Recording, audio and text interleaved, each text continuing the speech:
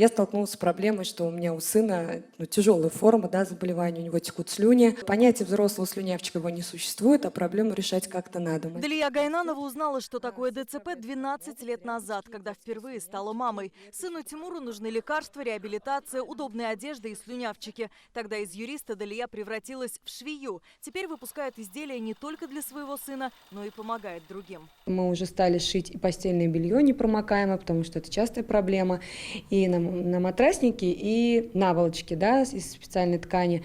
И хоспис Вавилова обеспечим грантом, и, получается, Дербышинский детский дом. Гранты, обеспечение средствами реабилитации, правовые консультации – это еще не все меры поддержки, на которые могут рассчитывать инвалиды. В Татарстане их 275 тысяч. Растет детская инвалидность. За последние 5 лет их стало больше на 1500. Сегодня медицина очень далеко вперед шагнула. Вы видите, мы выхаживаем достаточно сложных людей с массой тела, минимальной массой тела, родившихся и 500-граммовых. 10 лет тому назад этих технологий не было, и эти дети зачастую, так скажем, умирали, или в родах женщина теряла такого ребенка. Сегодня мы выхаживаем, и, конечно же, это общемировая тенденция. Главная причина инвалидности у взрослых – онкология, у детей – психические расстройства. Сегодня из-за эпидобстановки их статус продлевается автоматически. За 3 дня до окончания срока инвалидности по спискам, которые нам представляет Пенсионный фонд, продлеваем на 6 месяцев.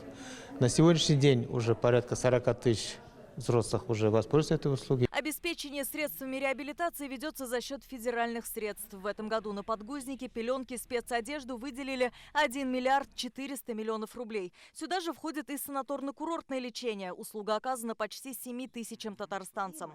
Из-за пандемии такое лечение могут получить только привитые граждане. В декаду инвалидов по всей республике пройдут благотворительные ярмарки, бесплатные консультации юристов и сборы средств на реабилитацию инвалидов. Алия Хайрудинова, Марат Зайдуллин, ТНВ, Казань.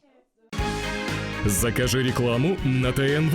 Телефон в Казани 5 705 100.